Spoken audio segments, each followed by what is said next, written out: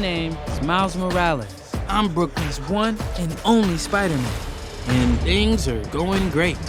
Across the Spider-Verse just came out in its opening weekend, and I just saw it the other day, and my word, this film was absolutely mind-blowing and revolutionary, and I knew I had to talk about it. This is gonna be a short video, slight spoiler warning, but let's get right into it. So literally as soon as the movie starts, it just throws you right into the action. I mean, the opening logos, how they warp the logos together to, you know, symbolize that there's different universes, but even with the logo itself, they do that. They just get you right into the swing of things. We follow Gwen's story and a heartfelt scene with the band where, you know, nobody can really understand her, and she's obviously having a tough time living this double life and no one to talk to, and we follow her story with her dad at first, and we learn that Miles is similarly struggling with his double life, not being able to talk to many people about it, and when he's at one of his lowest points, that's when Gwen is introduced and visits him, and they hang out a bit, but later on, Miles realizes that this is not really the main reason why she actually visited, and she actually came to deal with the spot, and eventually Miles gets roped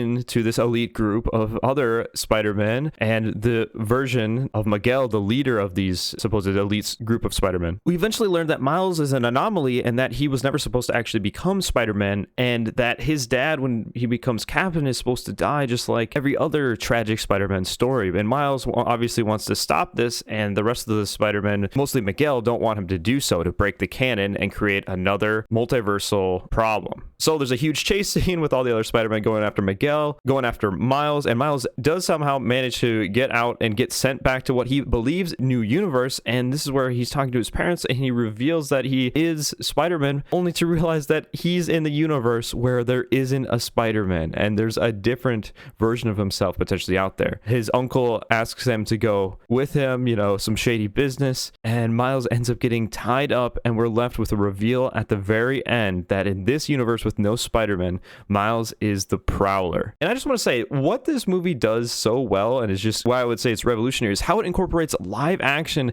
and just freaking like every piece of comic book Spider-Man, live action Spider-Man is almost included in there. I mean, we see Donald Glover as live action Prowler, and he was hinted at as the uncle in previous movies. I mean, that's just completely wild. There's even a reference to Marvel's 616 in the movie with Doctor Strange and Tom Holland Spider-Man, and them messing with the Spider-Verse, which is just crazy to see that further interconnection and how that might play in the future. I can't say I'm a complete expert when it comes to Spider-Man, but I'm certainly a big fan. And the animation that this film takes and uses, and the colors, the warm colors, like when Gwen reaches out and is talking with her dad and makes up with her dad and they hug, how they use warm colors there is truly stunning. The visuals are crazy, how there's just so many different styles going on at once. Like, I don't even know how they did this in such a amount of time, and I don't even know how they managed to pull this off. Like, it's absolutely mind-blowing. Animation and live action existing together, but this does pose the question as to how Miles Morales would be able to become a live action character if they're already coexisting between live action and non-live action. So that's an interesting